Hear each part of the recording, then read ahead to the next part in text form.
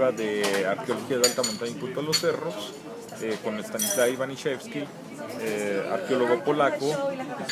Pues fue que conocí el templo, la montaña, desde que incursionamos desde Río Frío. Entonces quedé capturado desde ese momento. ¿En qué año sería? 1998. Okay. 1998 empezaron mis preguntas, por dónde subirían los señores de la Triple Alianza para hacer dejar sus ofrendas en el templo. En ese momento fue que se me vino la idea que podría hacer mi tesis, buscar las rutas de acceso al templo prehispánico en la cima, porque digamos así en la generalidad le pregunté al doctor Stanislao por dónde subirían los señores, y él nada más me mencionó y dice, bueno, pudieron haber subido por Texcoco, Coatlinchan o Huexotla, pero sí estaba en lo cierto, pero nadie sabía cuál era el camino. Entonces mi tesis de licenciatura versó sobre la localización de estas múltiples rutas de acceso. ¿Él cómo supo que estaba ahí este templo y cómo es que obtiene información de que ahí es donde se reunía la Triple Alianza? Bueno, ya había varios referentes. Estaba el proceso inquisitorial de don Carlos Ometoxtli, que hablaban de la montaña de Tlalotepec, ¿sí? El cerro de Tlaloc, y que en la cima se depositaban ofrendas, adoraban a los ídolos. Entonces esto se lo imputó al cacique y fue que Fray Juan de Zumárraga lo ordenó que lo quemaran, ¿sí? Y aparte ordenó la destrucción del templo prehispánico en 1539. Para 1539 ya habían transcurrido 18 muchos años de la conquista, y aparte ya había 3 años con virrey. Y cómo era posible que el templo estaba intacto y funcionando en la cima. Entonces pasa el tiempo, destruyen el templo, pasa el tiempo, pero la gente siempre supo que estaba el templo ahí, ahí se adoraba a Tlaloc, ¿sí? Entonces de esa manera fue como llegaron ellos más bien llega todavía a finales de año, a finales del siglo XIX, perdón, donde está al pie de la montaña se encontraba la piedra, el monolito de Coatlinchan, ¿sí? También un monolito que siempre se discutió que si era Tlaloc o era Chalchitlicue, ¿sí? Hasta que llega 1962, eligen que quede ese monolito a la entrada del Museo Nacional de Antropología. Cuando ya lo iban a empezar a construir y lo iban a terminar, iba a quedar a la entrada. Por ciertas disposiciones pues quedó en un costado, pero el monolito que todos le llaman Tlaloc realmente es el de Chalchitlicue y estaría manufacturado como más o menos en el 500 después de Cristo, fue que empezaron a hacer ese monolito, pero ese monolito es Chalchitlicue y estaba al pie del monte Tlaloc. Entonces ya había referencias, entonces todos sabían de que arriba estaba el templo de Tlaloc, pero no subía la gente. En 1924 ya había subido Constantin Rickards, escribiendo el primer artículo, contemporáneo, hasta con fotografía, del templo. ¿Sí? Lo describe y hace un pequeño croquis. Eso fue en 1924, en 1927, perdón. En 1954 sube Charles Wicke y Fernando Orcasita, que son alumnos de la ENA, y ya hacen un croquis más detallado. ¿Sí? Pero entre el 27 y el 54 vemos que en el plano del 54 ya aparece una fosa que no estaba registrada en el 27, entonces quiere decir que entre esos años hubo un saqueo.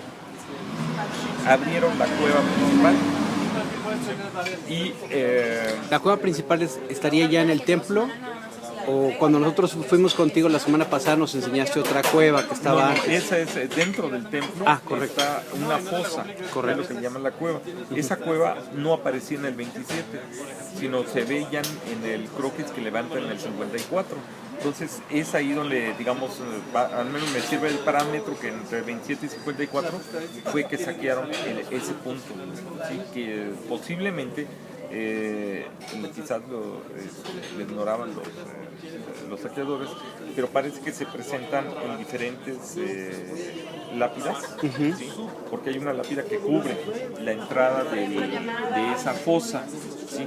Que realmente no es otra cosa que la chimenea del volcán, nada más que los prehispánicos trabajaron las paredes y la hicieron cuadrangular, y su orientación, o sea, es rectangular. Entonces la orientación que tiene esta cueva es para el solsticio de verano.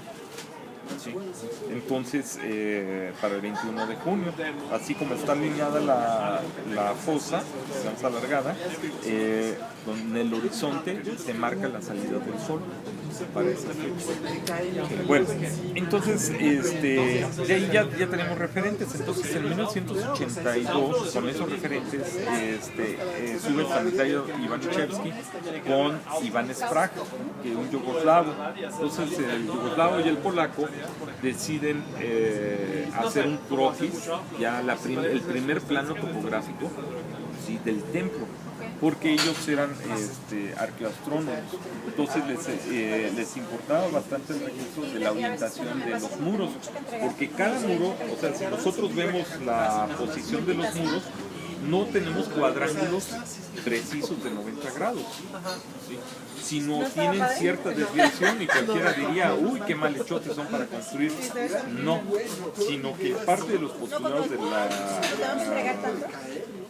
la geoastronomía es de que la orientación de los muros sirve para verificar en el horizonte una salida del sol en un día determinado que sea importante para alguna fiesta religiosa, ya sea cívica o agrícola. Entonces para eso servían los muros, no tanto eran, o sea, también, digamos, la arquitectura tenía una cuestión funcional y práctica, no era tanto, digamos, sí se podría ver un poco la estética afectada, porque los muros estarían así como desplazados y medio chuecos, pero no, sino realmente tenían una función, y esa es parte de lo que postulaban.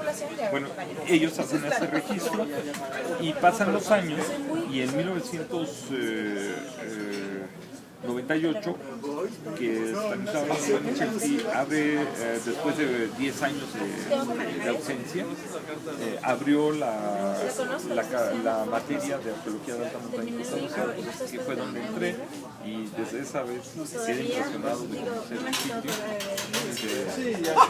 en la cima de la montaña.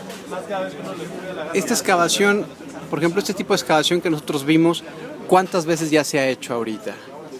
Hemos tenido intervención en 2006, 2007, 2009 y 2012.